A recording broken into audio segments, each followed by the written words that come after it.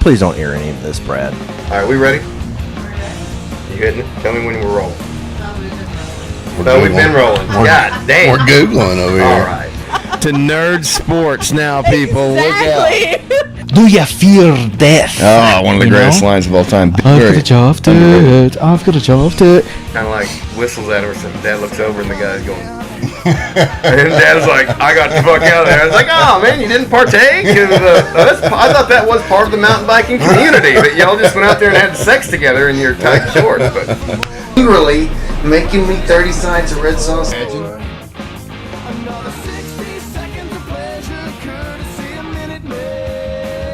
He just takes it back up.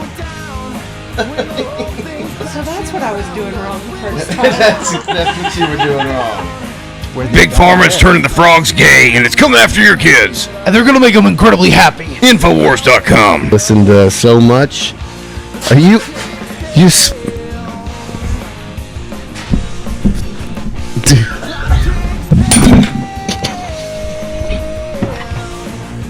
Give you an official podcast.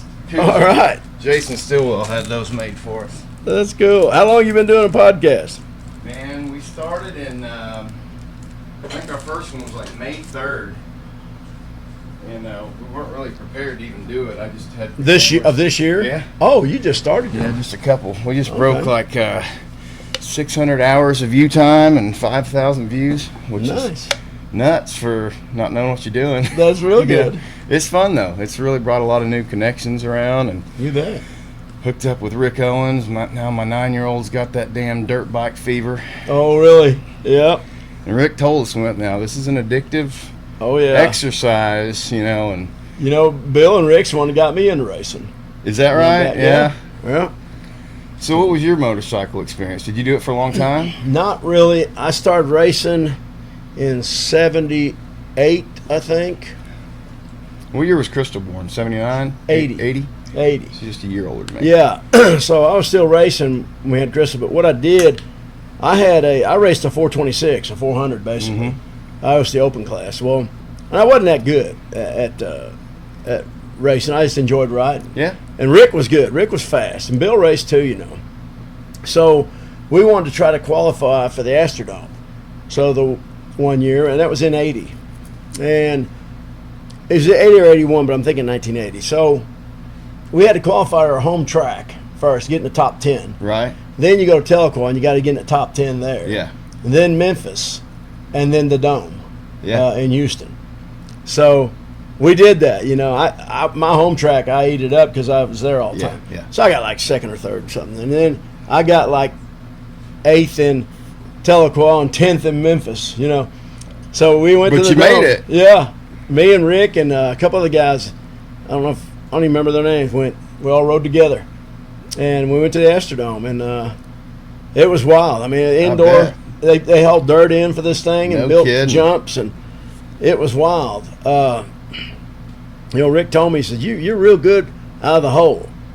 You got a good hole shot, but you're not real good at your curves, at your corners, and your jumps. So you need to get a hole shot. You need to be out front of everybody. So I did. I started out, and boy, I was hammered down. And I was like, that first curve was real nervous. He said, just don't fall because the race is so quick, you'll fall back. So there's this one area, you're going around this big sweeping curve and you're wide open. There's double jumps. And they're a long ways apart. Nothing like they are these days. Right. But it's a long way. Well, I kind of freaked out and didn't do the double. So I went over the first one, and about the time I was going to hit the second one, a guy flew over the top of me. And I thought, oh, this is crazy. I'll never make it. But anyway, I finished the race. I didn't place by any means.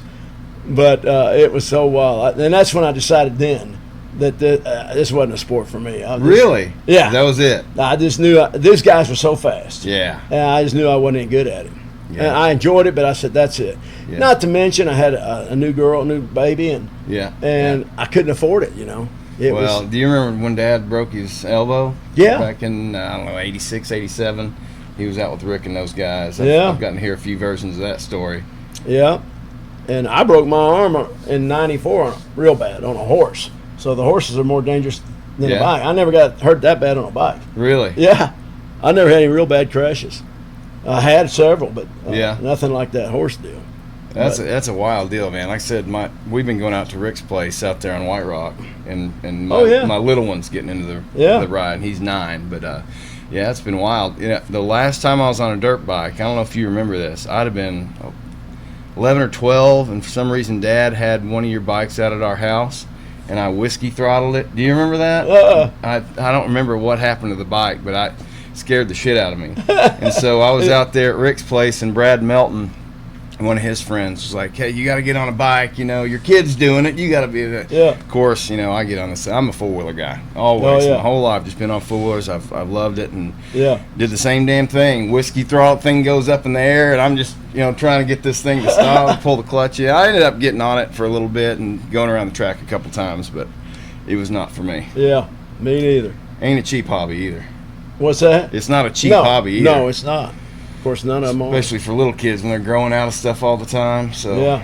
we'll see how this pans out. But you got a lot of 3-wheelers, I noticed out at Yeah. your place. What was that all about? I do classic cars. Yeah. And the 3-wheelers have been showing up at these classic car auctions, Okay. and they bring crazy money Really? because people can't find them anymore. Sure. So I started, when I'd find one, I'd buy it, and I just hadn't gotten around to fixing them up or doing anything to them. They're just sitting there. Yeah. But eventually I'll sell them off at some of these classic sales. Yeah. My son's obsessed with that. There's a channel out of Canada that does that restores 3-wheelers, and he loves watching those videos. Oh, yeah. That's wild. But man, I remember those things. Early '80s, those 3-wheelers. A lot of wrecks on those things. I mean, they took them off the market for a reason. Oh, yeah. Didn't they? They're dangerous. They're dangerous. Very dangerous. You can't turn them. You turn and gas it, and they go straight. Yeah. But they were fun in their time. Sure. Now I like side-by-sides. Yeah. We ride side-by-side. That's kind of like the luxury ride Yeah. nowadays. Yeah. I did the 4-wheelers for a long time, and I still like them, but I like, if Deb's with me, I like just ride, take that to the woods, Yeah, it's nice. Well, y'all had a little encounter up there with the tornado, didn't you? Yeah. We were at the lake Memorial Weekend, Yeah. and stinking tornado came, and Crystal come banging on our door, waking us up at, I don't know, it's probably 2 a.m. Of course, I'm sacked out, and I'm like, What? What's up? What's up? She goes, Dad, get in the bathroom. There's a tornado coming. I thought, okay. I didn't know. I was sacked out. Yeah. Well, what she meant was they ran to that big brick Yeah. building. The cinder block building. Yeah, and they got in there. Yeah. And I'm so glad they did. Yeah. So we just got in our bathroom in the camper. And we rode. I thought that's what she's You talking didn't know about. what was going No. on, really. Well, a tree branch come right through the roof, right above us. Yeah. And finally, I just got out because there wasn't no room in there. I covered Deb. She was in the tub. I covered her with some couch cushions, and I just went there and sit on the couch. Did you? Yeah, and it just going. I think it would have turned over if the tree wasn't on it. Really? It was a big tree on top of it. Yeah. It I saw some totaled it. pictures. Yeah. But then Crystal and Dan's camper now, it got ripped in half. Yeah.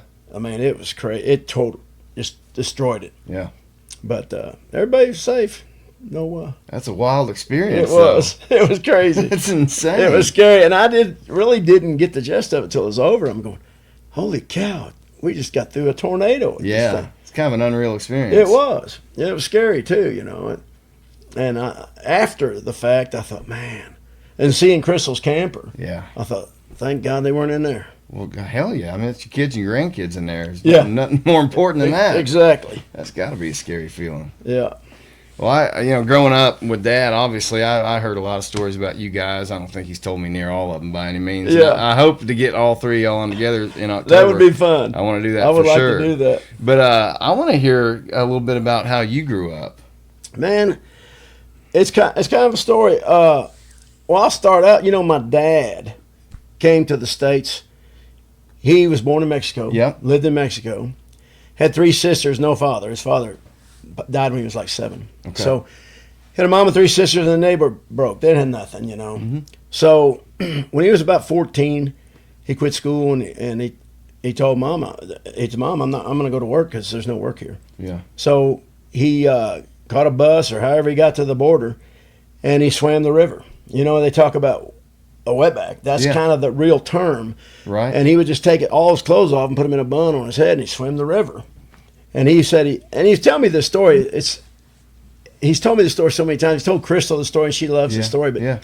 he walked and walked and walked through the desert and just scared to death that immigration would get him, And Yeah. finally, he sees this farmhouse, and he goes to it. And he's afraid the guy would turn him in. The guy said, Really? He may have been a little older, like 15 maybe, I don't know. But the guy said, yeah, man. And he was hungry. He didn't have any food. Or, he hadn't eaten. And what year would this have been? Oh, my God. This is in the 40s. Okay. He was born in 28. Okay. So and his birth or his military papers say 33. And that's another story. My brother don't like me to tell that story because he's afraid he'll get in trouble. But Fair it's so enough. far gone now. There's no way. And I'll tell you how that happened. So this had to be, if he was, let's just say 17, that'd be 47, 45. Yeah. That'd be in 45, somewhere in there. So 45, somewhere in there. So, and he, the farmer put him to work. Yeah. He said, yeah, I'll feed you and I'll get you working. I got a little cabin out here staying. So I did that for quite a while. Really? And for about a year, I guess, and he was sending money back to his mother. Yeah. And the farmer would take him to town. He'd send the money. So he heard about a job going down in St. Louis picking fruit, and they said it was a lot more money. Yeah. So he got on a truck with a bunch of guys, and they went to St. Louis, and he picked fruit for about a year. And then he was about, I don't know how old he was, but he was maybe 20 by then. So I'm skipping some stuff, but he heard about a job that paid better in Dardanelle, Arkansas, of all places. Yeah. At the Arkansas River Dam, building the dam. So they had a whole bus of illegals going down there. He got on that, and they had him in hotel rooms and stuff, and apartments, and had a bunch of them crammed in one apartment. And he worked there for a couple of years. And so he met my mother one day and in town, and they got to trying to talk. He couldn't speak very good English. She couldn't speak any Spanish. Right. So over a period of time, he was teaching her some Spanish, and she taught him English. So that's where he learned how to speak English. It was broken, but he still could get by. So a guy called him and said, hey, man, I wouldn't come in today. He said, immigration's there, and they're sending everybody back. They're loading them on the bus. Really? So he goes, man, I don't know what to do. What do I do? He said, I don't know. So he said, calls this so-and-so. So he calls this guy. He said, I don't know what to do now. I'm out of job. He goes, I'll tell you what is best for you. This is what a friend of mine done. He said, join the Army. He said, really? He said, yeah. Join the Army. They'll take you. You get your military papers. You're going to serve 4 years, but you get paid, you get fed and all that. And you can, get out of this. Get your papers. So he did. He went down there, and they asked him, where's your birth certificate? And he said, well, I don't have one. And they said, well, how old are you? So he lied about his age to get in. Okay. And he told them 5 years older than he was. Right. So or maybe it's 5 years younger. Anyway, he told them 30. He's born in 33. So that would be younger. So anyway, he got his military papers. He did 4 years. He was a paratrooper and got out of the Army. And so that's how all these years from we were little kids on, we got across the border with his military papers. Really? Yeah. Now you gotta, if you fly, you gotta have a passport. Right. There's only one way to get a passport, and that's for the birth certificate. And Right. he tried and tried, never could get one. Yeah. So he just used those military papers, and just till recently, we went probably 8-10 years ago, and they gave him a real hard time about those military papers. Yeah. Well, he's 96 now. Yeah. So he don't want to go back now. How's he doing? He's doing good. He lives with my sister. Just recently, he was living by himself on the farm I was raised on, Yeah. and driving and all that, and it got to where he would get lost. Yeah. So Linda talked him into moving in with him. So Okay. he lives with her, but he's doing good. He had a birthday last month. Awesome. Turned 96. Oh, What so an incredible life. I bet he's it was led. crazy. They went back to Dardanelle, and some people that knew my mom said, hey, we're going to Chicago. He got transferred to Chicago. We need somebody to drive us and haul our stuff and help us unload and all this stuff. And so Dad volunteered to do it. And he said, yeah, we'll pay you. And so they got down there, and they talked him into staying a while. And he said, man, I'll tell you what, you're handy. I'd love to have you around here. So he gave him a room in the back. Well, my dad kept thinking, want to stay here. I need to go back to Mom, you know. Yeah. So Lee and Nancy. Lee said, I tell you what, I can get you a job here, a good paying job. Victor Dana Corporation, gasket company, tool and die maker. He got the job. Ran back to Darnell, got my mother, married her, moved to Chicago. That's how we were all born in Chicago. Okay. So, and we lived there. I was born there and lived there for 13 years. Oh, really? Yeah. Okay, I didn't realize you had lived there that long. Yeah, well, till I was 13, and we moved to Arkansas. When I was And y'all moved to Prairie Grove at that Grove. time? Yeah. Why Prairie Grove of all places? You know, when they wanted to go back to Arkansas, Dad was working nights, and he didn't get to see us much. There's 8 of us kids. So he didn't get to see us much because we'd be in school during the day, and he'd sleep during the day, and we'd come home from school, you know, he'd be sleeping or going to work. Yeah, he'd already been going to work. Yeah. He'd get off at midnight, and we'd You're get up and go to school. Yeah. So he just said one day, because you know what? We're going to sell the house, and we're going to move to Arkansas, where your mother's from, and try to buy a hotel or something. So try to buy a business we can all be together, work together. Yeah. My dad wanted us all to work together. So I said, okay, whatever. Anyway, this was in 72. It's a 3-story house. They rented the top floor. It sold for $12,000 Wow. in Chicago. No, Yeah. and it had a garage, which is a commodity. But so anyway, moved to Arkansas. We started at Dardanelle. Thank God we didn't stay there. Couldn't find anything. Yeah. You know, it was real lame. It was real slow. Headed toward Alma. Nothing really there. And the guy told my dad, he said, you know what? Northwest Arkansas is booming. Fayetteville's really growing. Yeah. It got stuff going on. I think you'll find what you're looking for there. So I went to Fayetteville, and they wound up finding that farm. And I don't know if you remember Michelle Melson or Renee Melson, the Melsons. You know, I went to school with them. Bill was in the same class with Renee Melson. So anyway, we found the egg farm. Wasn't really what they thought, but they bought the farm. And here we are all gathering eggs. Now, my oldest sister at the time, she was already married. So when we left, she said, we're going to Kentucky. That's where her husband was from. And then my oldest brother was 18. Okay. And so where are you in the I'm lineup? being Jeff right in the middle of the 8. Okay. So I'm right in the middle. Linda's younger, Jeff's older. Okay. So, you know, he said, I'm gonna join the Navy. So he did, and he got stationed in California. He's still there. He's still in Really? California. Yeah, he comes around every now and then. Yeah.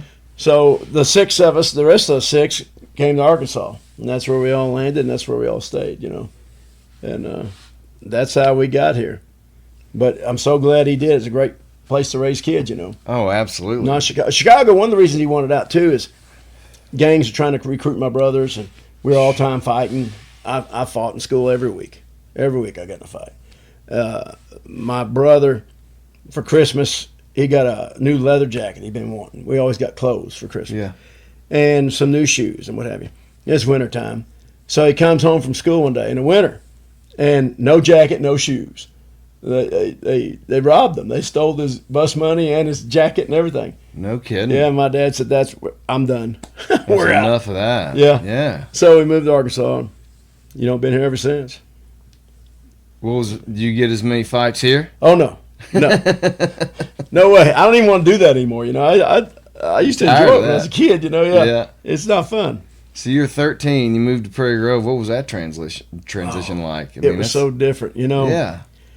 In Chicago, it's funny because everybody has their style and their fashion and what have you. Yeah. And ours was we wore black socks. Okay. We just thought if anybody wears white socks, a redneck, you know. Really? Yeah, that was the way Chicago was. Like these gangster boys, you know, always wearing black. So we wore black socks.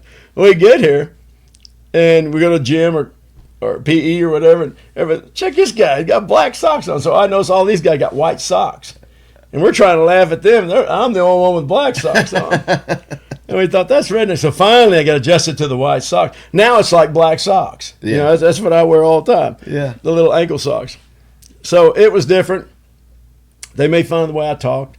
I finally got adjusted to that Arkansas slang. Yeah. But I didn't talk that way when I came. You know, and then we all learned how to speak Spanish through the years because just speaking to my dad. Mm-hmm. But my brothers don't speak much Spanish. Of course, John and Tony were too young Yeah. And Lindo, they moved. They didn't get it, but when we were kids, when me and Jeff and Rudy was kids, we spoke Spanish to my dad instead of English. Really? Yeah, and so my brothers kind of lost it because if you don't use it, you lose it. Yeah. But I still speak it. But I had a couple of real good friends there that I went to school with. One guy, Joe Flores, Mexican. I lived in a Mexican or a Hispanic neighborhood. But Joe was like my best friend.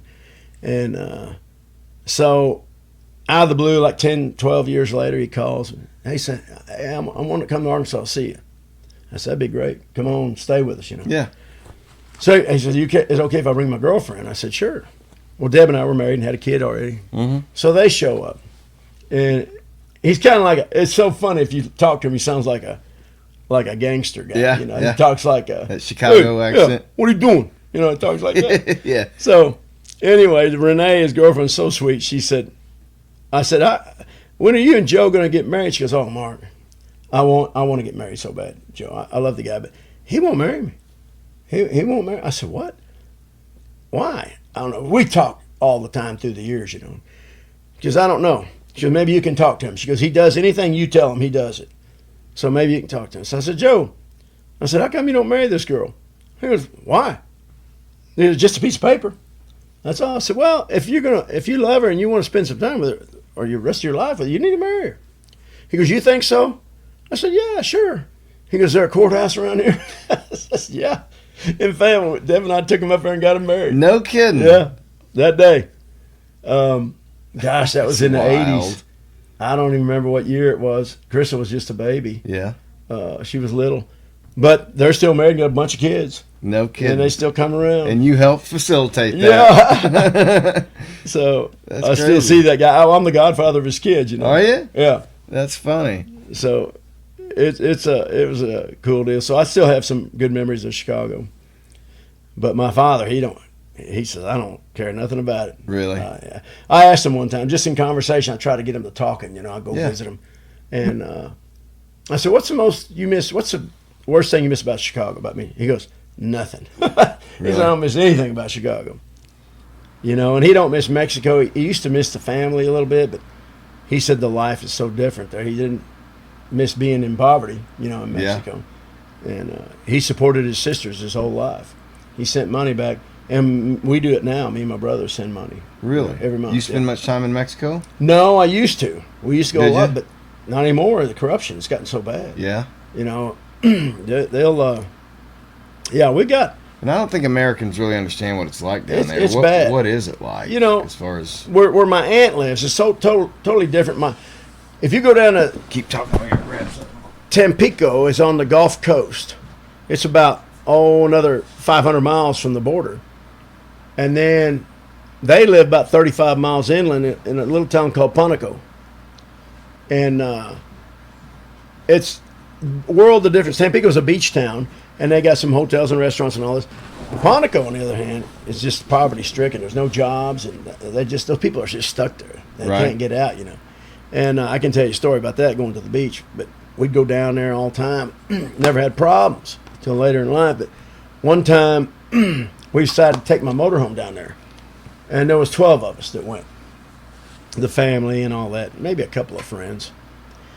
So we parked there. And so Jeff says, hey, we always try to go to the beach while we're there because we didn't get an opportunity to go to the beach much. Sure. And Tampico was just 35 miles. He goes, hey, well, let's go to the beach in the morning before everybody discovers we're here and starts coming, because it's like a giant party the whole time we're there. Right.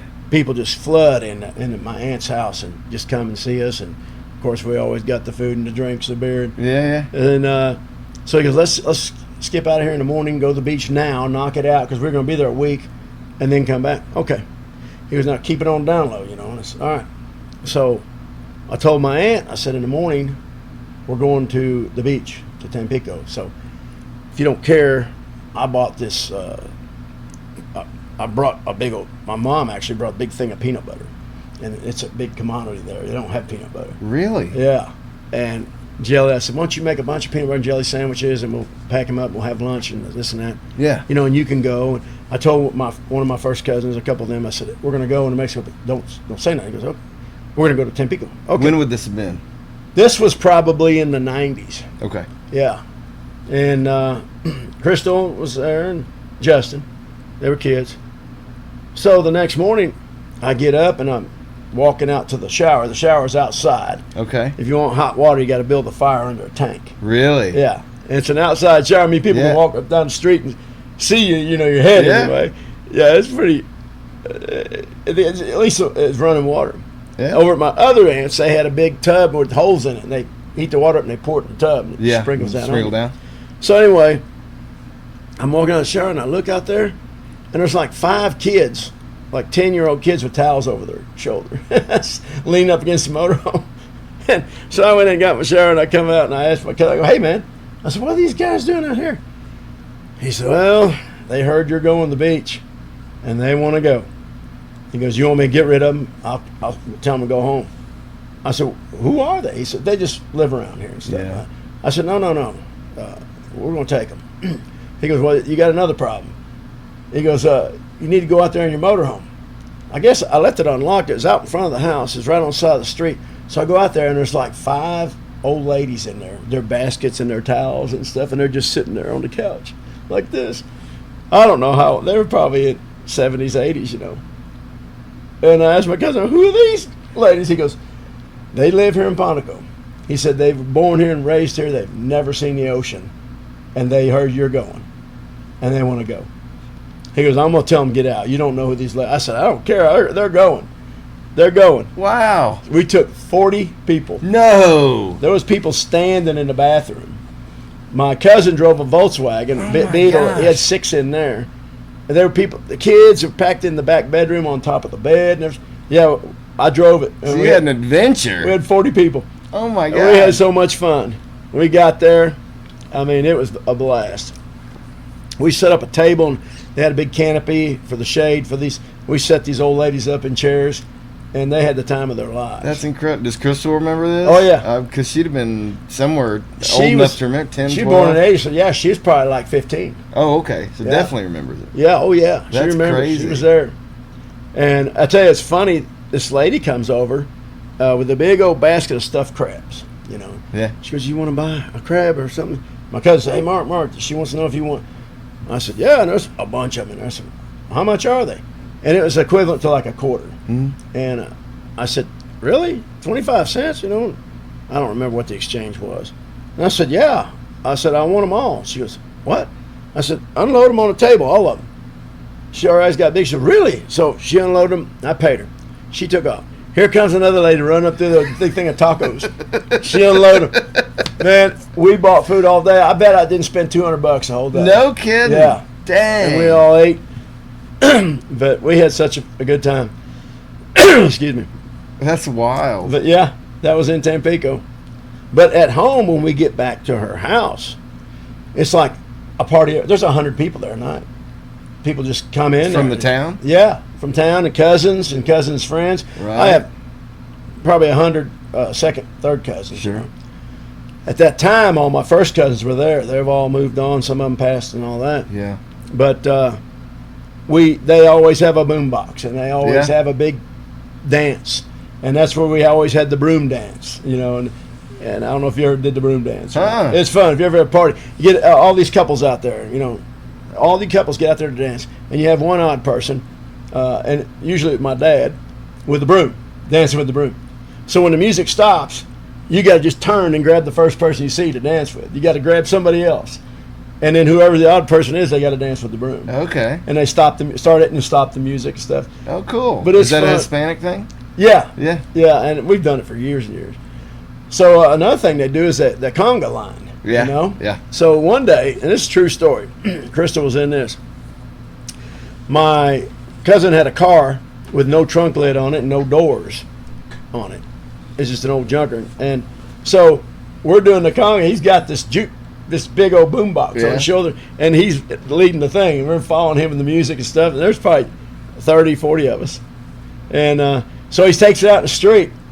Well, he gets in the back of that trunk, and his brother's driving. So he takes off driving down the street real slow. And we're all following him. We go up a block and down a block and all around the whole neighborhood. People were coming out of their houses and jumping in. When we got back, I bet there was 200 people. Oh, my gosh. in the conga line. That's wild. Yeah, yeah, it was funny. Of course, most of them stayed. You know, we parted down. Yeah. And we always run out of food. They always kill a hog, you know, and we go and cook it up. And you know, you never have enough beer. Yeah, no. And you can't get Coke's ice as a commodity. You know, really? Yeah, you can't buy bagged ice down there. It usually comes in big blocks, you know. So is it a situation where you have to kind of join a cartel in order to make money down there? These days, yes. I mean, since we've been, and that's why. Right. You know, they're just rough. They're just rough people, and they'll threaten to take your car and everything else. Right. The last time we were down there, we experienced some of that. When was that? It's about 10 years ago. Jeff and I were down there, my dad, and I think Tony. There's about 5 of us, maybe. Anyway, me and Jeff and my brother were out to eat with a couple of my cousins one evening, like a Saturday night. We used to go walk the square. Mm-hmm. All these women, they get out and dress up, wear their finest clothes, they just walk the square. Yeah. So we're walking around. We always get an ice cream or something. So we decided to go eat some tacos at a restaurant. About 6, 8 of these guys come in, and they're just staring us down. They're just looking at us, staring at us. And pretty soon I said something. You know, I said, you guys got a problem? And my cousin goes, no, Mark, don't say no. Don't say. Boy, he stood up and come over there. He said, yeah, we got a problem. He said, is that your car out there? I said, yeah. He said, give me the keys. We want to borrow it. And I said, I don't think so. Anyway, we got in a big argument. And the guy said, well, we'll be out there. And my cousin told me, he said, yeah, they're cartel. He said, you don't want to mess with them. So luckily, we got out of that place, got in the car, and they were coming around us. They were coming around the car, and I just took off. And coming in, we had some problems. And we're getting ready to leave, you know. At the towns, they just try to stop you, you know. It's just dangerous. And I said, that's it, I'm done. Yeah. You know. So that was the last time you went down. Yeah. Well, I had called the American consulate before I left because I knew it was getting bad. Yeah. And I said, hey, I'm going to go down there, you know. Told him where I was going. I said, what do you think? He said, well, I'll tell you right now, it's dangerous. I said, I think you can make it. Avoid this town, this town. There's a town called Soto de Marina. He said, go around that town. Yeah. He goes, and don't travel in Mexico at night. And I said, okay. He said, what are you driving? I said, well, I got a pretty new Tahoe. He goes, no. He goes, don't take it. Yeah. I said, really? He goes, yeah. He goes, you won't come home with it. Yeah. He goes, they love pickups and Tahoes. He goes, what else you got? I said, well, my dad's got a 4-door Honda car. He goes, take that. They don't want it. So that was the car the guy tried to borrow, you know. But we got out of there okay, but I just don't want to risk it anymore. It's not worth the risk. Yeah, I don't blame you. You know, and one time I was talking to my cousin. We talk about once a week, the one where we stay at my aunt's house. My aunt passed and all that. He lives there now. And I hear these fireworks going off, and I asked him, I said, what's that popping noise? He goes, that's cartel down the street. They're shooting at each other. I said, are you serious? That's the only time I heard gunshots in the background. And I asked him here a couple weeks ago, is that still happening? He goes, no, it's good. They're wanting me to come down again, you know. I told him, I said, I don't know. Yeah. I got cousins that moved on to Dallas and Houston, and they go back all the time, 3 or 4 times a year, and they don't have any problems. But they don't drive down there. They drive to the border and leave their truck and take the bus. Really? It's the safest way to go down there. Okay. Yeah. Take the bus, and he goes, if you drive, even if you're Mexican, and one of my cousins, they stopped him. And it was the federales stopped him. Really? And they robbed him. They took everything he had. And they were going to take his car. He said, man, are you crazy? He goes, I live here. I go through here all the time. He goes, I have to have this car to work. And they let him keep his car. But that kind of living is not good, you know. No, not at all. I think as Americans, we just don't realize how bad. You talk about a border crisis right now and everything, but it's you can bad. Understand why people want to get out of there. We need border security, I agree. And that's why people want to get out of there, because they don't have nothing. Sure. You know, everybody wants to come to America. We got the greatest country in the world. And a lot of people, they don't realize it. Right. They say, oh, man, I need to move off somewhere. Well, it ain't even better anywhere. I've been a lot of places. I've been a lot of countries. Yeah. It's no better anywhere. It's not better. It's worse. But U.S. has got it going on, you know. But, yeah, that's why they want to come here. Man, you know, I don't know if there's a fix to it or not. Do we have enough jobs to open the borders up? I don't think so. there's a lot of jobs that Hispanic guys do, and they're hard workers that nobody else wants to do. Sure. You know, they make the best brick. Well, I mean, how do you fix the cartel situation? Oh, down you know there? what? How do you make life better for them there where they're at? That's a big question. That, you know, they've had presidents come in and say we're going to take control of this thing. Sure. And next thing you know, they're in their back pocket. Yeah. So money rules the government. The cartel is bigger than the federales. Sure. So they've gotten so big down there, they're like their own army. Yeah. So actually, what they've started doing is what I've heard. The new president, everybody likes him, has started working with the cartel Okay. and letting them like be the police and letting them handle things and kind of giving them a position, a place, and they're more respectable people. And he tells them, hey, don't bother our tourism, don't bother our people. Right. Just, you know, if there's drugs going on, we want to stop it. We don't want to do that. And they're working with them. So they've laid off, they slacked off a bunch since then. They say it's gotten a lot better, but I don't know how to fix it at all. I mean, it's just like a dictatorship, and they take over. Right. Well, if the cartel can challenge the government militarily, Right. in which it sounds like to me, they're Yeah. And I just don't think their military is very big, you know. yeah. They're just not equipped. But I don't know how bad it's gotten or how better it's gotten Yeah. because I haven't been there. Well, But, things get so polarized politically here, and it's Yeah. shut the border and all that. But I mean, you're talking about people growing up in really awful conditions. Oh, yeah. Yeah, and they all want to come here. It's not just Mexico. There's Honduras and, Oh, sure. and Sure. Guatemalans and all the way down through there, you know. Yeah. El Salvador. They all come up through Mexico, you know, try to get Yeah. in. Have you been? How far down south have you gone, or is it mostly I've been Mexico? to or- Honduras. Have you? Yeah, on What's business. that like? Oh, it's bad. It's bad. It's worse than Mexico. Really? Yeah. Yeah. How so? I didn't go back. Well, it's been a long time since I've been there. Excuse me. You good? But I've heard, you know, that just the corruption and the Yeah. cartel there is bad. But when I went, it was in the 80s. Okay. I don't know what year in the 80s. It may have been, I think it was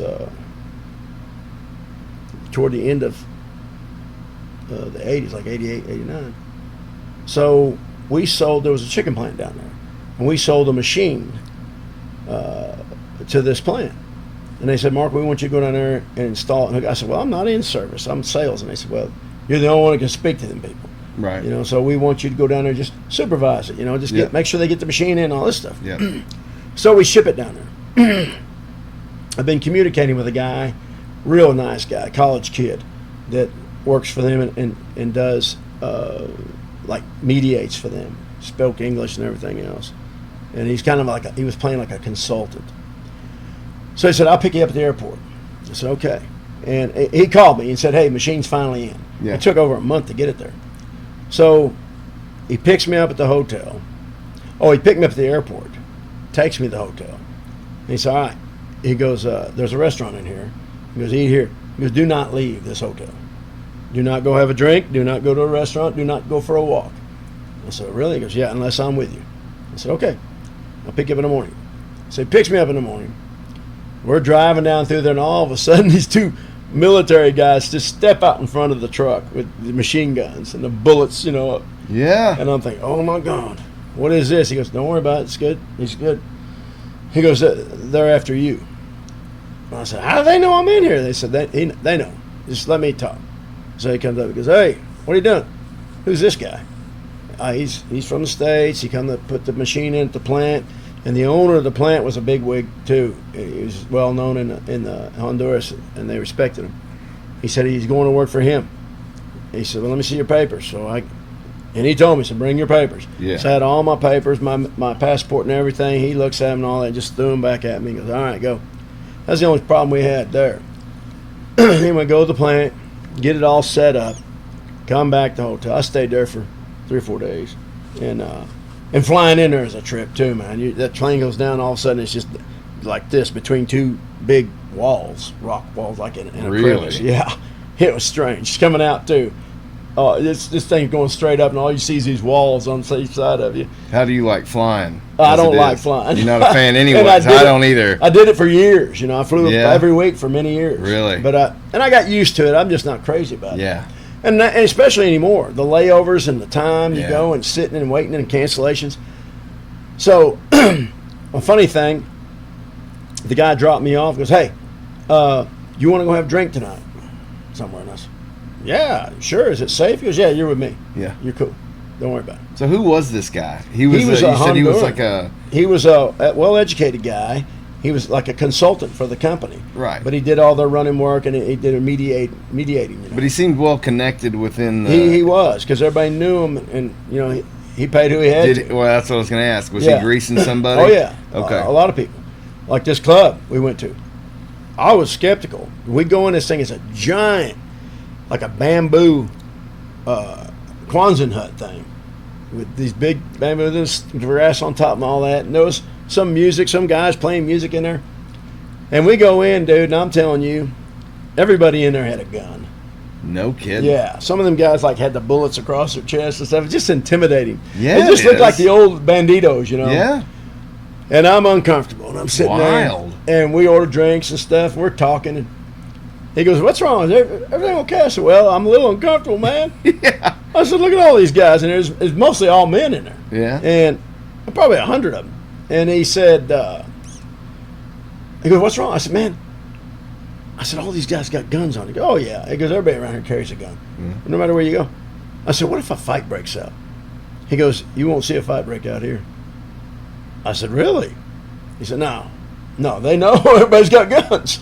He goes, "It'll be a mass shooting. If it was, everybody Yeah. just start shooting. Yeah. They don't want to get shot, so they don't fight." That's an interesting take, yeah. So we stayed there a while, and then a couple of guys come over and kind of joked or harassed him a little bit. And he said, he'd tell them, "Y'all need to get back to where you came from, whatever."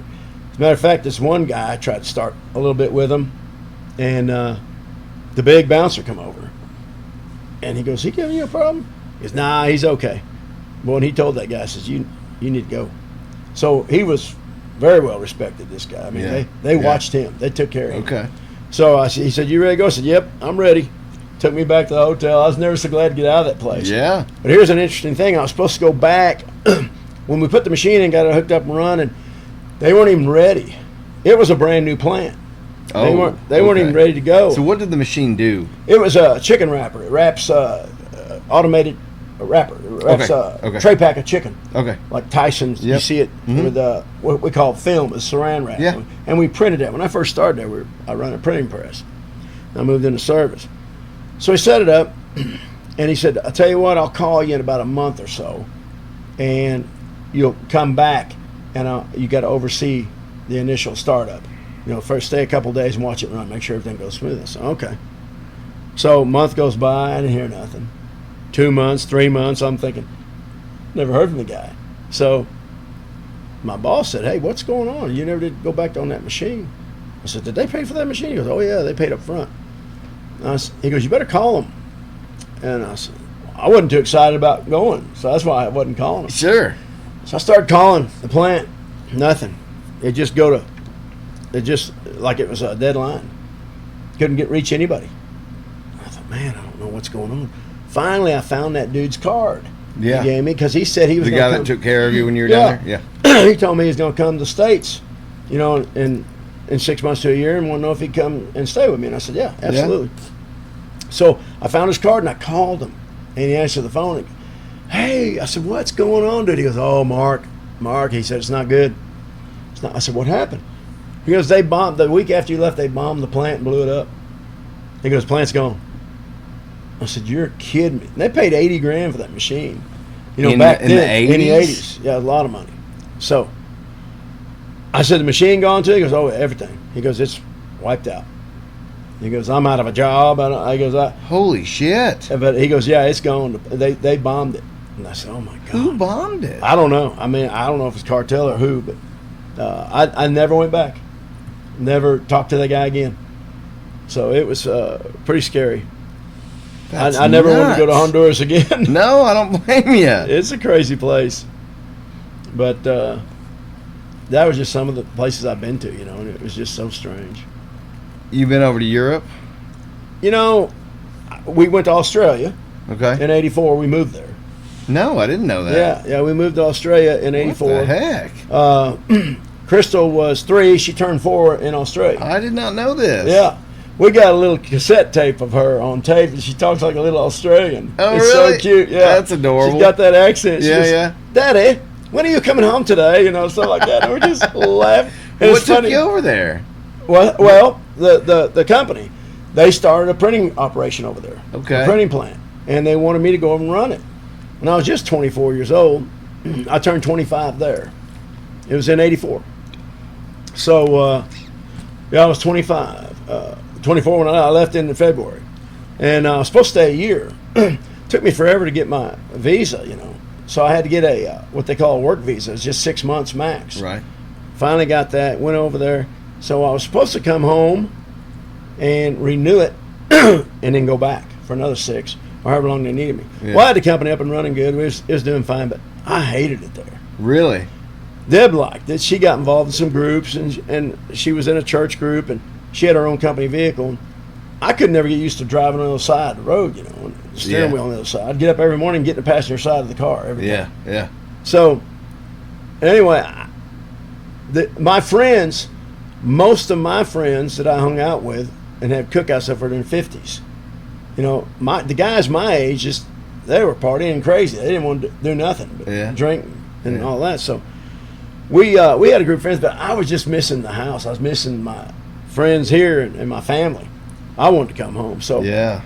6 months, and they flew us home. We went through Hawaii and stayed there for a week. Flew us home, and he goes, you ready to get that visa renewed? And I said, well, I'll be honest with you. I said, if you got anybody else who wants to go, I just him stay here. Yeah.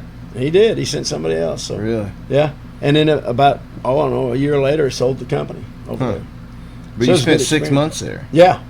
Did Yeah, you we- get to see any wildlife? Oh yeah, we camped in the outback for 8 Did you days. really? Yeah, us and another American couple, and we stayed in tents in the outback. For Mark, 8 you ought to write a book. it was The crazy. stories you got, man. Yeah, we stayed in the outback. I mean, it's way out there too, Yeah? and How'd it y'all was- get out there? You know, we drove our company cars, and it was funny because it's like 8 hours on a dirt road. No way. Yeah, we drove way back in there. And Mike, the guy, Mike Throgmorton, he's the one that found the place. Excuse me. He heard about this and the great camping, and you know, we can build a fire, and they got a creek. We'll stay right on the creek. So we go, and we're on the creek. So what are we going to do for food once we run out, you know, of our food? Yeah. Well, we're going to fish. We'll catch fish. We fished and fished and fished. And we never caught anything. We couldn't catch a fish. So y'all didn't bring food out there? Yeah, we brought food, but Oh, it you ran did? out like in 2 but- days. you know. Oh, okay. I see. So what you're saying. we find, and there's no traffic out there. This Right. place. We're right, Yeah. you know, walking distance of the road. We see a guy in an old truck coming by one day, so we went out there and stopped him. And then hadn't seen anybody in like 3 days, not a person. And I asked him, "Hey man, is there a place around here to go? A town?" And he goes, "Yeah." He goes, "There's a town about 50 miles up." And he goes, little bitty town. They have bait and fish and Yeah. food and all that stuff. You get a drink. 50 miles. Yeah. So we drove it. And 50 miles on a dirt road. Yeah. Is all there.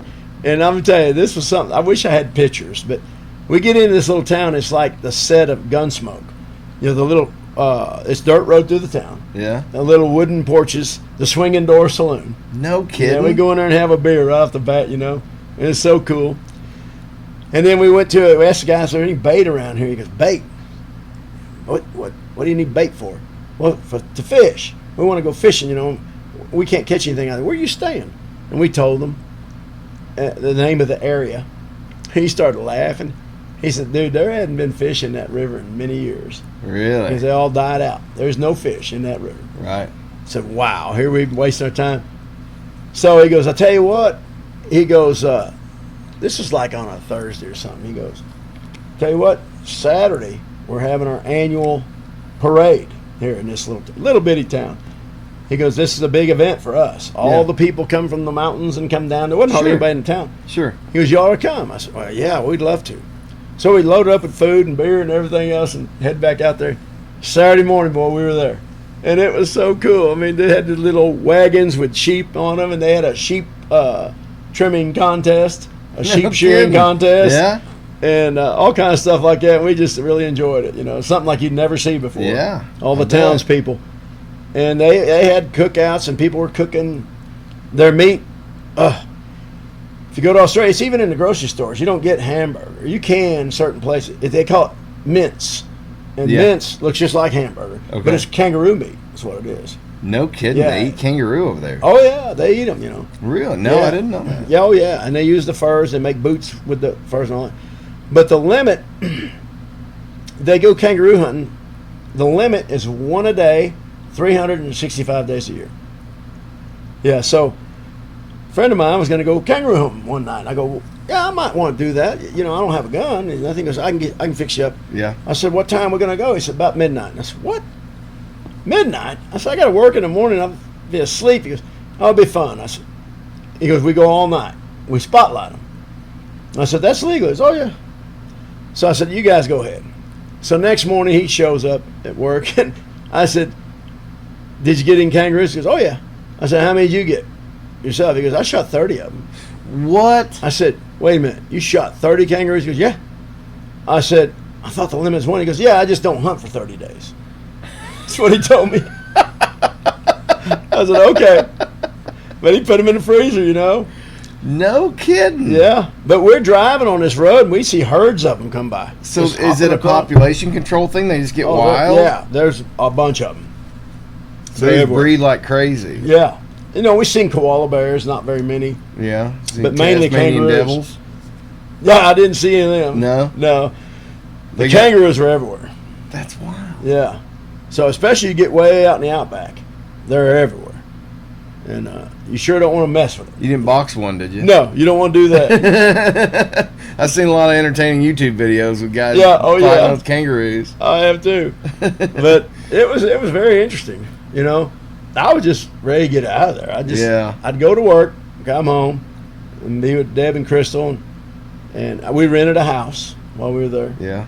and had a company car. We go around wherever we wanted, and we went to Sydney. We were like 50 miles from Sydney. What was that like? And Sydney was not near what I expected. It wasn't that cool to me at the time. Right. In '84, we went to the Opera House and all that. It was okay, but I don't know. I just did. You go to Bentonville nowadays and you see more. Yeah. But What year was Justin born? 86. Okay. So yeah, he was born 2 years after we were there. But it was a fun experience. Crystal went to a preschool while she was down there. Yeah. And that's where she got that accent. Yeah. And she That's lost funny. it quick when we got back. But it You was say you got a tape or video of her? yeah, I've got a little That's cassette awesome. tape, and we recorded of her. My dad had a video camera, like I don't know what kind it VHS? was. It was a handheld. Had those mini cassettes in Oh it. yeah, And he had that in the mid 80s. So we've got just tons of home videos on these little mini cassettes, Yeah. and you got to put them in a little thing and all Yeah. that. So I'm trying to get all that digitized. I want to help get all that stuff Yeah. on record, because it's you got to save that. yeah, for sure. We got VHS tapes, bunch of them when the kids were little. Yeah. Crystal in school and singing, and Justin and Jordan and singing in their programs. And I couldn't find a VCR.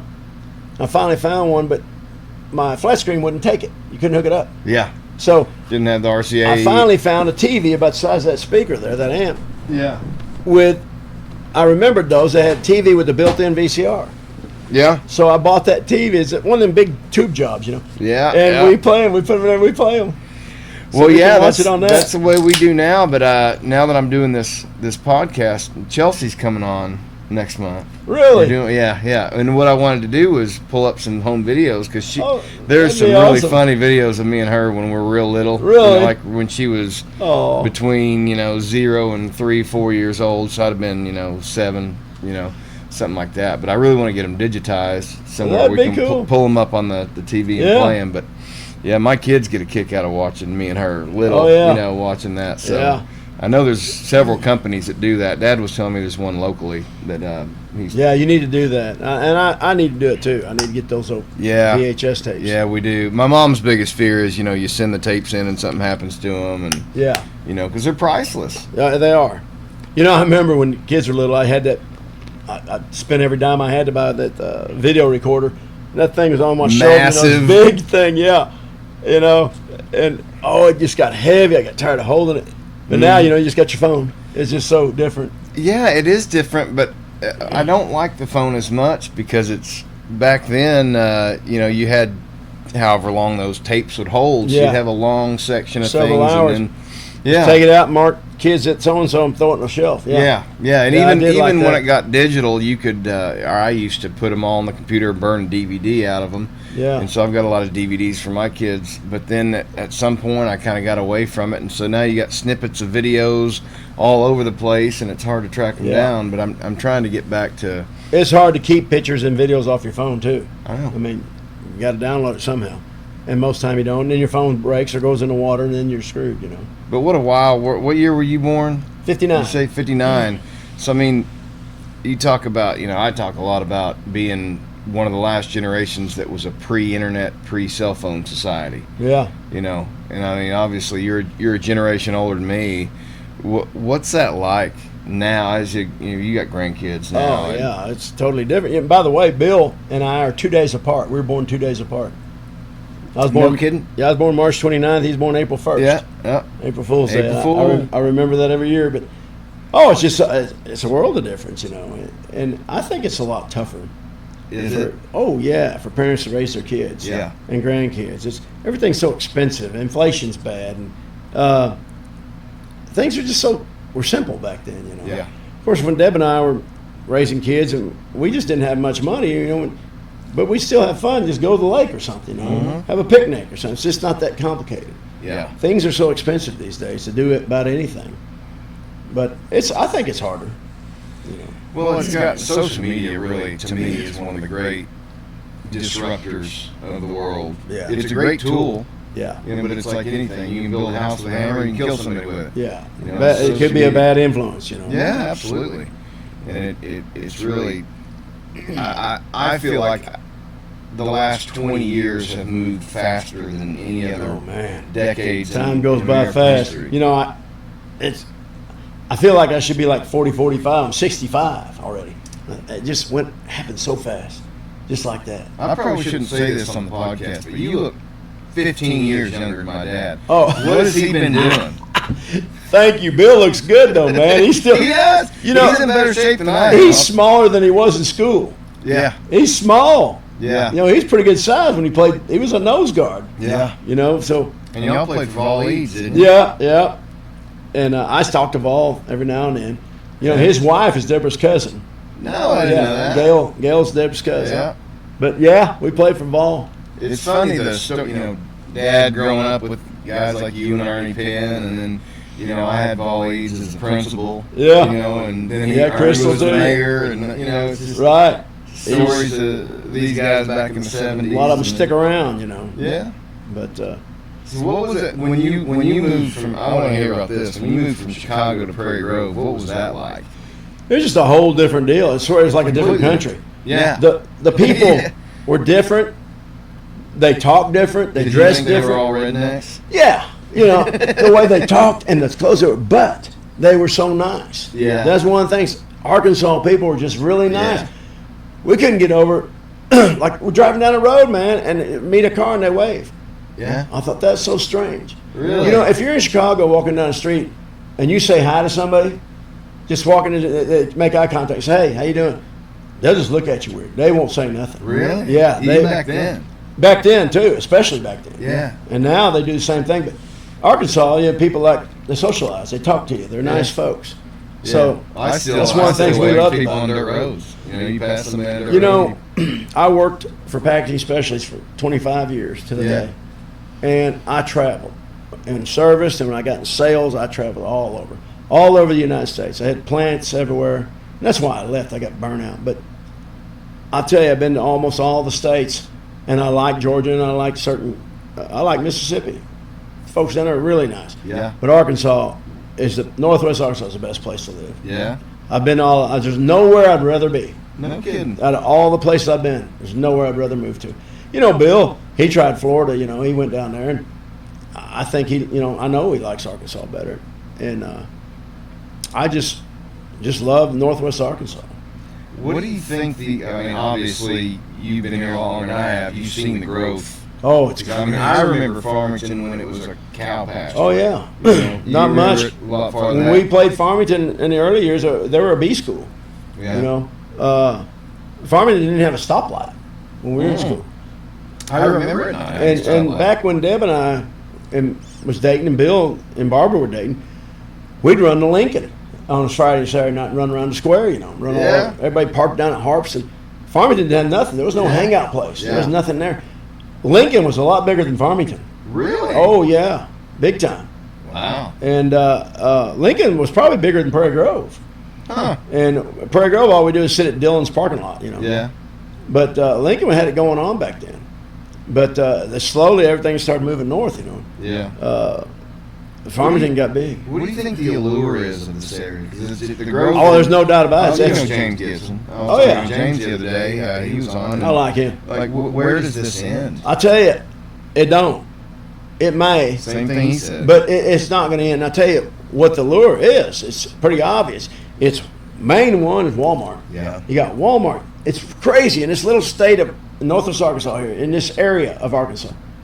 Of all these big states and these big players, we've got Walmart and Tyson and Pam and JB Hunt. They're just huge, huge companies.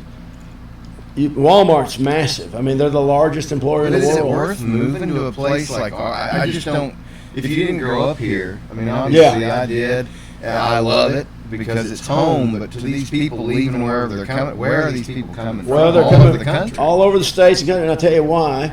And you know, people, you don't see it because you live out here. You're in paradise out here Yeah, in the true. country. True. People in Bentonville die to be out here.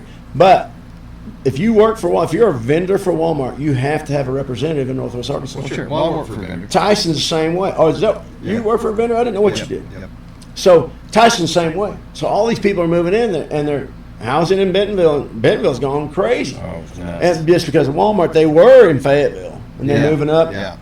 Bella Vista used to be dead and cheap. Now they're coming on, you know. I know it. If I worked at Walmart in Bentonville and had to be there, I'd live in Bella Vista because you're heading south. Yeah. You know, if you're in Springdale heading north, that traffic's crazy. Yeah. Bella Vista's nice area too. Yeah. You know, a lot going on I there. hear a lot of stuff about the homeowners associations. Yeah. And the problems with that. Though. A lot of people don't like that. Yeah, I don't blame them. I mean, you know, you got to pay a POA, Yeah. and if you don't play golf, you know, what good is it? Yeah. And You a golfer? I played golf a long time. You know, it's funny. When I got into sales in '89, the boss man said, "Hey, you better." And I was one of the few that didn't play golf. We didn't have golf in school. Sure. Prairie Grove didn't Yeah. have golf. I'd have loved it. Absolutely. And I just, to me, it was like a rich man's game. But Yeah. he told me, he said, you need to get you a set of clubs and learn how to play golf because you're going to call on these customers. And that's what I did. I didn't go sell anything. I just kept them happy. I'd go around and make sure they keep ordering from us. You know, what's going on? You got a problem with something? I'm going to take care of it. Yeah. Is that product bad? Ship it back. We'll take care of it. You need anything? You want to play golf? Yeah. So we'd go play golf, or we'd go eat. And I'd take all the customers doing something. We'd go on boat trips. We did that several times. But you also have a very easygoing personality. Well, I appreciate You can that. talk to A anybody. lot of people say that, you know, and I do. I like And talking. it comes natural to you. Yeah, I mean, I've done that all my life, but being in sales helped me with that too. But Yeah. you know, and I kept their attention. I became friends with a lot of them. Sure. People. And so that's what I did. But I don't know exactly the point I was getting at, but just other than traveling around and seeing all these people, I like it here. But That is yeah, interesting I learned how to me. play golf, and Yeah. and I got pretty decent at it. I was never really good. Right. And what kept me playing was after the company. After I retired in '03, so after that, Justin took it up, and me and him were playing every week. Oh, really? That's what kept me playing. Well, that's special. Yeah, so we play every week together. And when he got married, started having kids, it's the golf stopped. So I haven't been playing. Yeah. And me and him and a couple friends played. I got him in at Springdale about, I don't know, a month, 2 months ago, and we played. He's doing realty now, right? Yeah, he's primarily just selling for me. Okay. And he bought a house in Florida, and they're there. They've been there 2 months. Oh, he's in Florida? Yeah, he's in Florida. No kidding. He got a house here. Yeah. He just I didn't know he was going to stay that long. I went down there. Deb and I did stay with him a week. They bought a place. It's like 2 houses, one behind the other, and they fixed the first place up and moved in it. And now they're remodeling the back one, and they're going to Airbnb it. Okay, cool. So as soon as they get that done, they're heading back. But I'm leaving in the morning to go down there again. Oh, you really? Yeah, I miss my grandkids, man. 4 of them down there. So I'm going to go see them. Deb's not going to go. But I got some houses in Biloxi, and I need to check on them anyway. Some people moved out, and I got to get with the real estate company and all that stuff. And then I'm just going to go to Florida from there. So... Well, Dad always told me you had a sharp sense of business. He said you were selling hogs in high school. Is that true?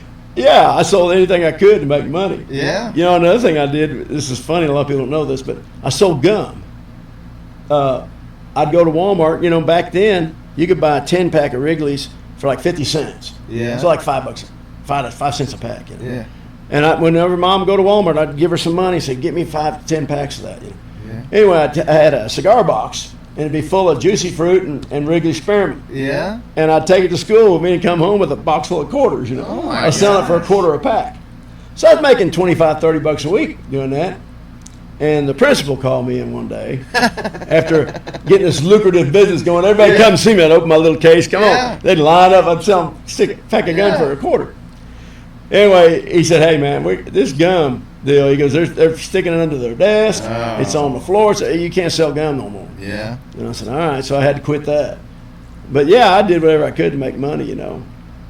Where'd you get that from? You know, Not a lot of people have that skill. You know, I think it helps being raised poor. Yeah. You know, not having. That's why I think a lot of these Mexican guys come over here and they work like crazy. Yeah, They work hard and they work long hours. They want to make all the money they can. Mm-hmm. They lay brick, they do concrete, whatever. I don't know. You know, my dad was a worker. He's one of the hardest workers I've ever known. Mm-hmm. And I think that came from that. I mean, just the need for money, basically, to survive, to do stuff. Right. So, you know, me and Rick Owens hauled hay all through school in the summer. Yeah. Oh, Rick, man, he was a scrawny little dude, but boy, he could throw some hay. He was stout, and he'd last, you know, we'd haul all night. We'd haul 1,000 bales a night. We were getting paid 4 cents a bale. And that's the most money I ever made as a kid. Yeah. You know? And we were making $200 a week. Back then, that was a lot of money because we were hauling 1,000 bales a night, 5 days a week. So 4 cents, so we're making $40 a night times 5. And then we had the weekends off. We did that all summer. Yeah. And it was like a workout for us, you know. Yeah. So me and Rick, we hauled for Lewis Burleson. I don't know if you ever know a guy named Leslie Burleson. Huh. Bill knows him real well. Went to school with us, but it was his dad. So, you know, we did, like me and Rick, we did anything we could to make some money. So how'd you hook up with Dad and Rick when you moved into town? Was that You know, pretty quick? Yeah, we weren't in the same grade. You know, really? I was a year behind when I came here. Okay. I got messed up in school. We actually moved to Kentucky first because that's where my sister lived. My dad had another month or 2 months on his job. Out of Chicago. In Chicago. So They you had to moved to finish. Kentucky for a So minute. we stayed with my sister in Kentucky. Then when Dad finished his job, he came and got us. We moved to Arkansas. So anyway, I was a grade behind. I started 7th grade, and Bill and Rick and Jake, and then we were 8th grade. Yeah. But I was their age, so I always hung out with those guys. For some reason, we just connected better than Yeah. the guys in my class. So I was better friends with the guys in his class. Yeah. So I think just being in school with them, and Bill was always real nice to me. And Bill is the one that taught me in playing football. Really? Yeah, Mom wasn't going to let me play, you know. 'cause No kidding. Yeah. Who's going to gather your eggs, you know? Who's going to? Right. So when I got home from practice, I'd have to go in there and do them. Yeah. You know, but I played, and it was great. I loved it. Yeah. I loved football, and so we became close then. You know, we always go over at Rick's house or your dad's house. We'd always go there, and I'd see Bill, and Boy, I miss that we just place. enjoyed it. Yeah, he was in Mott upstairs. Street. Yeah. Right there in the corner of Mott. But we'd always get into trouble, you know, or do something crazy. Yeah. And by the way, this show us this the New t-shirt Orleans here. deal. Bill probably don't want me to, and I won't tell the full story, but this is how we come to it. We're all sitting around. This was in 1978, and I wasn't at packaging specialist very long, I got that job at Packaging Specialties, and we're all sitting around, and that's when Rick lived over there behind his motorcycle shop now. Mm-hmm. He lived in that little house there. Yep. We'd always hang out there on the weekends, drink beer and stuff. So me and Jake and Rick and Bill, maybe a few others, were sitting there. And Bill had a little Subaru car. And Bill and your parents and, well, the whole family just got back from New Orleans from vacation. And they were on vacation, so they come over. And it was in the summertime. And Bill come over and said, man, I was in New Orleans. It was wild. Y'all ever been to New Orleans? I said, no, I've never been there in my life. He goes, it's wild. He goes, it's crazy. He said, I'm 18. I just go anywhere I want, any club I want, drink beer, whatever. I said, really? It's 21 here. Yeah. And he goes, yeah. He goes, I got surprised, though. He goes, I went in this one club. He goes, it's the wildest. And I had never, 18 years old, never heard of this in my life. He said there was guys that dressed up as women and looked like women. Yeah. You couldn't tell the difference. I said, oh, baloney. I'd never heard of that. A guy dressing up as a woman. He goes, no, they had boobs and everything. Wow. I said, Bill. Get out. He goes, some of them are beautiful, man. There's this one in particular. She's just beautiful. You couldn't tell her apart from a guy. I said, I don't believe Bullshit. it. I said, I could. I bet you. Because I bet you can't. By looking at her, I bet you can't. You couldn't tell her difference by talking to her. I said, I can. He goes, well, let's just go down there. So this was on a Thursday. We didn't have YouTube back then. Yeah. You had to go for yourself. This was on a Thursday evening. I had to see this because I never heard it. And of course, Rick and Jake are going, let's do it. Yeah. We jump in his car on Thursday evening. Just on a whim. Just right there. I don't even know how much clothes I had with me or nothing. We were going to stay. We didn't have a place to stay. We didn't have no money. Yeah. Not enough for pitch in for fuel. There's a guy named Mike Loisel. You ever hear Bill talk about him? I have heard that. He went to school with us when he graduated. He moved back down to New Orleans. Okay. And Rick said, Mike Loisel's down there. We can stay with him. So we call him. He goes, yeah, come on down. So we had a place to stay. So we were only going to be there the weekend. Well, I had to call in sick Friday morning because I was already in New Orleans. We drove all night. We got in that car and took off and drove all night. Yeah. And got to New Orleans. Stayed at Mike's house. Next morning, I'm toast. Called the boss man or the supervisor. I was just running a printing press. Where are you at? You're late. You're supposed to be here at 6. I said, dude, I'm sick. I can't come in. I'm sicker than a dog. He goes, well, all right, you better show up here Monday morning. And he goes, oh, we're working weekend too. I said, I can't work the weekend. So anyway, I got out of that deal. Anyway, so we're running around, and Bill takes us this place. And I couldn't believe my eyes. This girl comes over and talks to us, and she sounded so sweet voice. Yeah.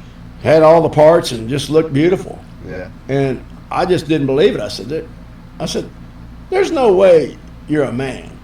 And she goes, no, I'm really not. I'm a woman. I just don't have woman parts.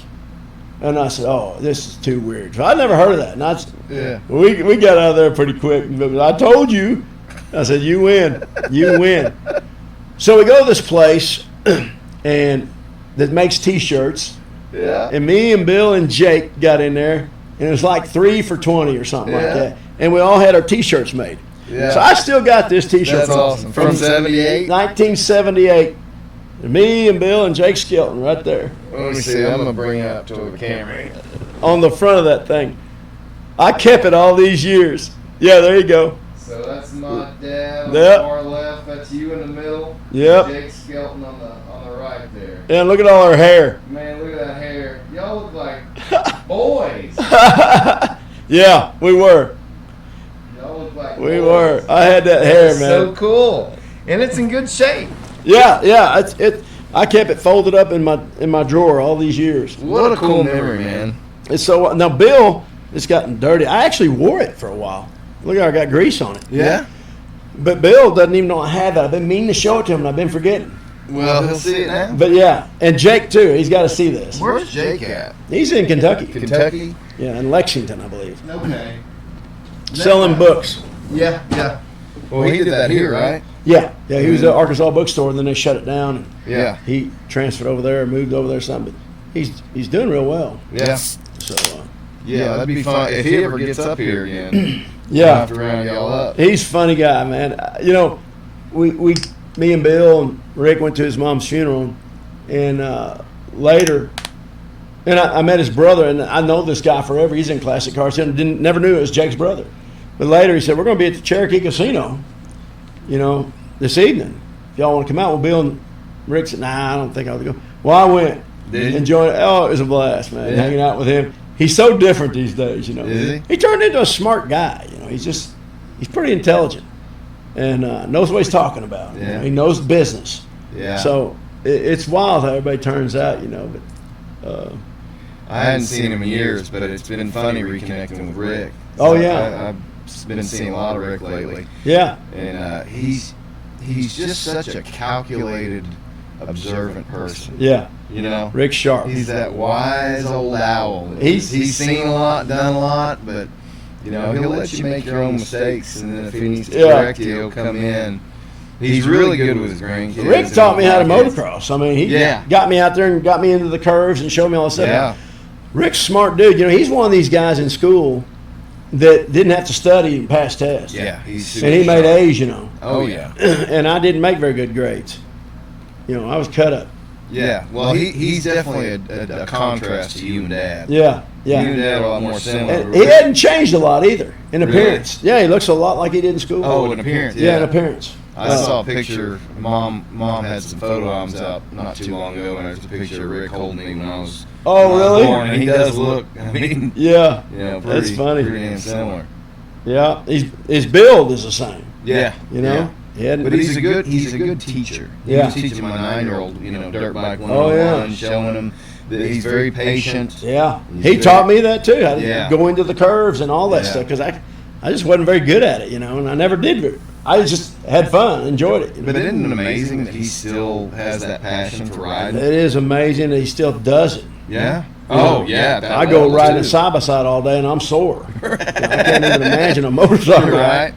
But yeah. Did you know Wes Wallace? Yeah. Yeah. Oh, Wes yeah. was out there the other Wes day. was out there helping teach too. Wes is a good rider. He was fast. He was out there the other day, really. Yeah, I hadn't seen him in 35 years. Yeah, so me I neither. remembered him, but he wasn't. How's he look? Man, he's got long gray hair and a ponytail, long gray Really? beard now. That's Dad wild. was telling me a story. He was at a Rick's shop one day, and Rick said, "Well, you know this fellow over here," and Dad said, "No, I don't believe I do. Who is it?" And Rick said, "We'll come to you." He wouldn't tell him who it was. That's funny. It took him a minute, but yeah. I wouldn't recognize him. I went out there Saturday, took my boys out there riding, and me and Wes, we spent an hour or two talking. Really? And I was trying to get him on the podcast. I don't know. So I texted him after I got back, and I was like, well, what are your reservations? I'd really like to get you on. I said, give me a call. And anyway, he called me last night, I don't know, 10:30 or so. We talked for an hour and a half. Oh my God. I'm like, just come Yeah, on, you can man. do that on the If podcast. you can do that, but yeah, he'll come on. I know. I That's get it. I'd love to see him. Yeah, he's a fascinating. He was a preacher for a long time. Wes was? Yeah. I didn't know that. Yeah, big into the church. How about that? And man, we had just a fascinating Never conversation knew last night. I love, when you're young, you don't appreciate what anyone older than you has to say. Yeah. You think you know everything, and man, I don't need to hear what you got. Yeah. And now that I'm in my 40s, it's like, man, I really want to learn from my dad's generation. Yeah. Those guys, because they've seen it all and done it all, and they've been around a lot longer than I have. Of course, the things we did when we were your age, or even younger, Yeah. it's changed now. You can't do a lot of those things now. Things have changed.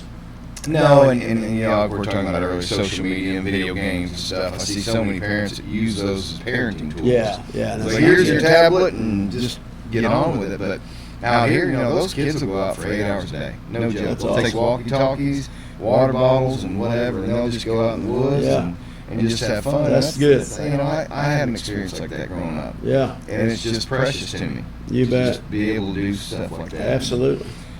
And it's, you don't see it as much anymore. No, you don't. Spending You're time right. outside. A lot of kids are glued to that TV. Yeah. Justin took his TVs out of his house. Did he really? Yeah, he don't have TVs at home. No kidding. Yeah. Well, that's part of why this is out here. My wife didn't like video. She didn't like the electronic stuff. So Really? we don't have it in the house. Oh, So we do really? like family. We have family moving out over here on Friday nights. Oh, and- cool. And that Yeah. kind of allows her to keep it out here, and then because she homeschools. Yeah. Oh, so great. they do homeschool over there. Yeah, Crystal does too. Does she? Oh, yeah. Yeah. That's awesome. Her girls are 10 and 12, and they've been homeschooled since they were little. Doing very good at it. It's not easy homeschool. Oh, yeah. It's a lot of work. Yeah. I don't know how people do it. Stay Good for glued her, to it. though.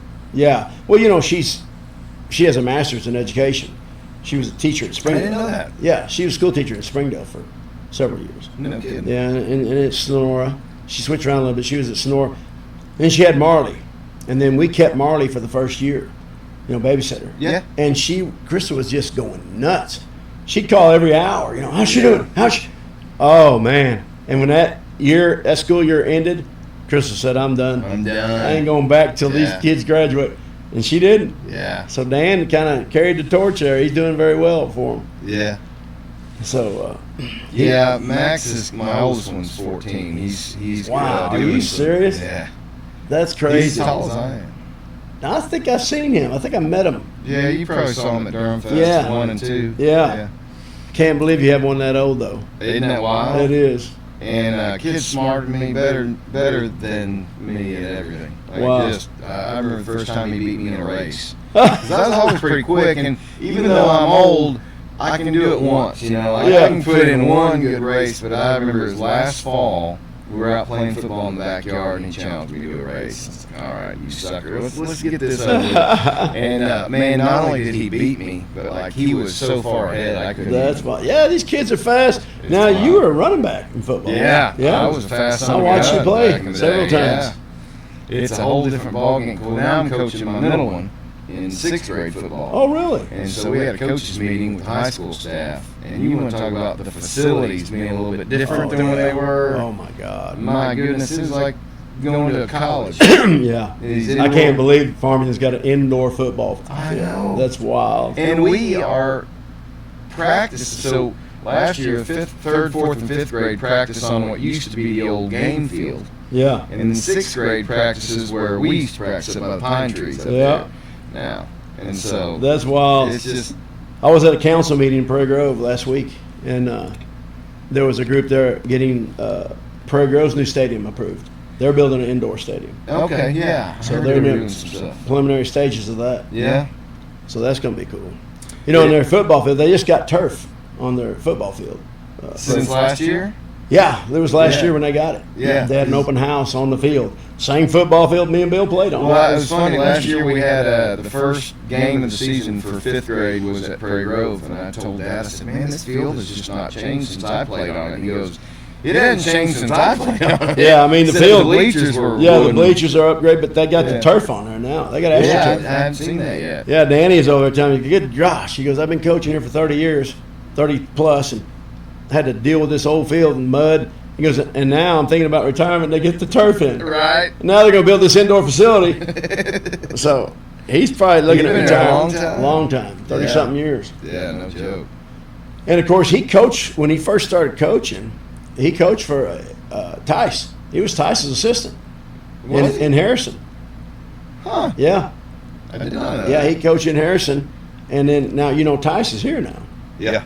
at Farmington. Yep. But that's interesting That's really for him to come out of retirement to coach Farmington. Yeah, I'll never forget our junior year. I think we were 5-0 when we played Prairie Grove at Prairie Grove, and we were up 28-0. And I think I had scored all 4 of the touchdowns at that time. We were Nice. the wide open, and we were going for number 5 right before halftime. And Sam Spartan, you remember that? I remember son him. of a gun, runs over, and instead of trying to tackle me, he gets behind me, punches the ball out. Because I'm just running full speed. He punches that ball out, and Patrick Absher was in the end zone, gets on it. Yeah. And I don't know what the hell happened, but they ended up beating us 35-28. Are you Complete serious? momentum shift. We had a complete meltdown. Holy And we ended up only winning. No, we were 4-0 at the time because we ended up 5-5 on the season. Yeah, it was Wow. a complete meltdown. I'll never forget that game. And what was funny about it, I was talking to a buddy of mine, Jason Fisher, was on the line. I was talking to his dad last year, right before Durham Fest. I went over there to invite him out, and he goes, this has been. Well, last year was 2023, so it had been 24 years since that game. He goes, Holy cow. I still can't believe y'all lost that game in Prairie Grove. I can't believe Patrick's been out of school. He's my nephew, you know. And he's been out of school that long. Yeah. You know, and Robbie turned out to be a good football player, too. Yeah. All of them did. But Danny's grandkids are playing now. And Gosh, they're that's big. wild. They're tall. 20 years goes by in a hurry. Oh, my God. When you think about I know it. That's what we were talking about earlier. I thought I was 45. Now I'm 65. I don't know what happened. But it goes by fast. It does go by fast. What's funny is when I first started the podcast, one of the first people who reached out to me was Jason Silva. So I'll come on it. And I didn't know if I'd have, I thought I might get 4 or 5 episodes on, you know, I don't know. And now I'm booked through October. Awesome. You know, and it's wild. And then Stillwell and I reconnected, and, you know, we're doing a lot of That's stuff cool. together. And it's just, good. it's just funny when you don't see somebody in a while, but then you do, and you just, it's like no time has passed. Yeah. Yeah. I don't see any of my old classmates very often, but, you know, I keep in contact with a few of them. Yeah. You know, Mark Hudgens called me last week just to see what's Yeah. going on. Yeah. And I see some of the guys, but it's not very often. Well, part of the reason I want to do this is when Grandpa died a couple years ago. You know, I really had wished I had done something like this, but how do you set that up? Hey, Yeah. Grandpa, let's put up the camera and have a conversation. You know, but I do have a recording. You know, he was a really good piano player. Pat? Oh yeah, Really? yeah. He read music and all that. And I didn't know this till I was I never knew in my that. 20s, but I'd never heard him play. But I did go out there one day, and there was an old song that he used to like to play. I can't even think of the name of it. An old ballad. But I took an iPad out there and recorded him playing piano. So Really? I've got a recording of him playing. I really liked him. You know, when I was a kid, he was always real nice to me. Was he? 'Cause Oh, he was yeah. kind of an He was, asshole. well, he was kind of dry and quiet, but he talked to me. Did You he? know? Oh, yeah. Well, me and Bill go over there after school. First time I ever went to Bill's house, Pat had a horse in the living room. Yeah. He was working on his horse. Was that when he had the vet clinic in the Yeah, house? in the house. Yeah. Yeah. And I'm looking at that, go, golly, listen. What the hell is this? Yeah, what are you doing to that horse? And he talked to me, told me, and all that. So Yeah. he was always nice to me, and I liked him.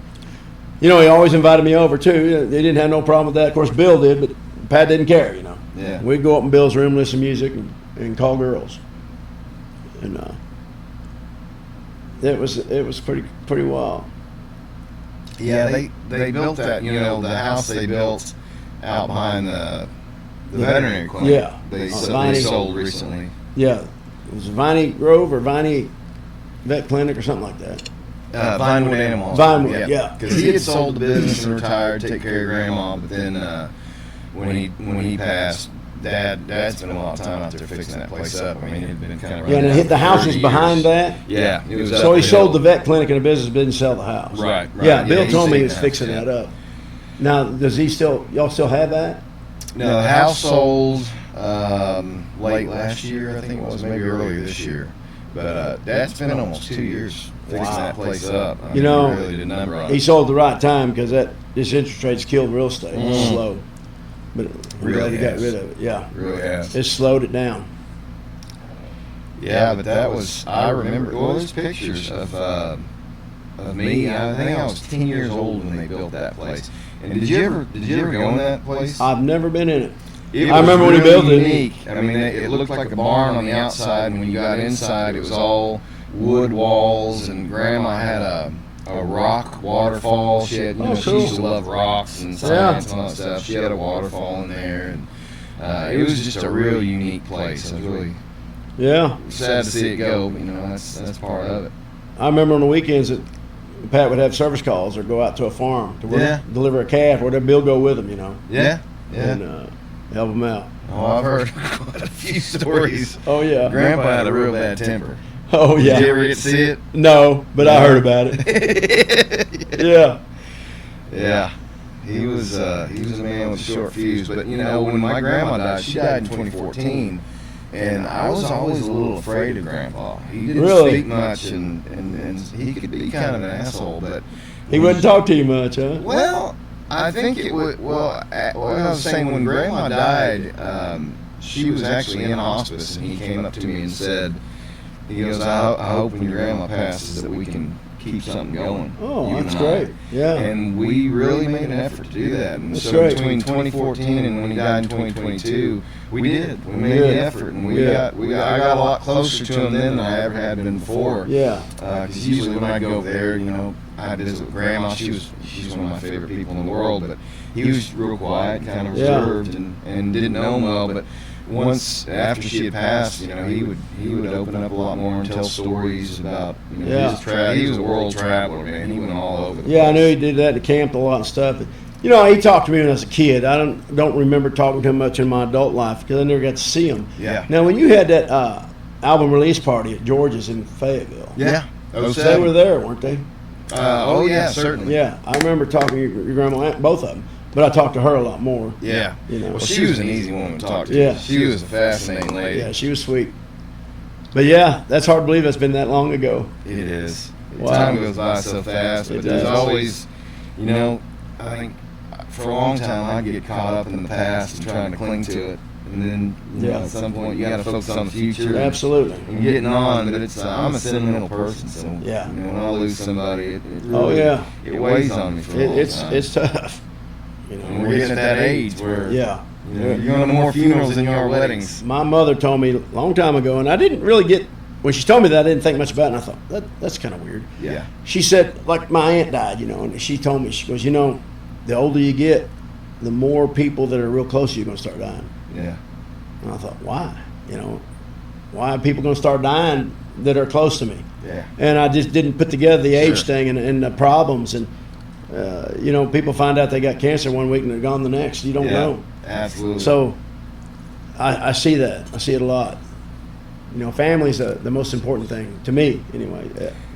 Well, more important than money or anything else Absolutely. is life experience. Yeah. And when you're young, you don't have any of it. But Right. you think you know everything. Yeah. And I was no exception. Yeah. I was You smarter weren't- than my parents and everybody else too, you know. Yeah. And now you look back and go, okay, well they were dealing Maybe with they did stuff know what I they were had talking no about. idea. Yeah. You know, because when you're a kid, you're not thinking about the bills and all the Exactly. stuff All that they adults take have to deal with. I'm guilty of that, taking things for granted, you know. Yeah, sure. But Certainly. I know you got to get to a movie here in a little bit. yeah, so we we'll got wrap one her up. recorded, but I could always But yeah, it was great. Yeah, man. So October, let's try and get you, Dad, I and would- Rick on, I would love to. and maybe you got the influence to get Jake up here. I don't know. Maybe you I'll- can wrestle him up. If we get a date set, I'll call him. Okay. I'll tell him. He texts me all the time, but now in October, I've got a lot going on. I just don't know what date we're going to We do. can even do it in November. November is free. Let's do November. Then. November's better. I want. I'm gonna be Let's have it big nice classic and car relaxed. sale. I don't want any stress going on. Yeah. Let's just sit down and hang and out. be gone, and we're taking the kids on a cruise in October Yeah, too. so let's do November. That'd be Work great. best for everybody. Yeah, I bet I can get old Jake over here. See if you can. Yeah. Don't let me down, Mark. No, I'll You're the try. man who makes things happen. I'll man. try. I don't know if I can do it, but he would probably love to come down. Just, Oh, yeah, just that'd be if fun, he needs an man. excuse, you know. Yeah, we'll give him one. I'll tell him we'll go to the casino, Jake. There you go. That's all you need, right? Thanks, Brad. Thank you for coming on, Enjoyed sir. it, This man. is awesome. Yeah. Really thank appreciate you. it. And by the way, thanks for coming to both Durham Fests. Oh, I and loved supporting it. us. Loved it. It's great to reconnect with you and great to talk to you. For sure. Hopefully we do this again. I'll be at the next one too. It's happening.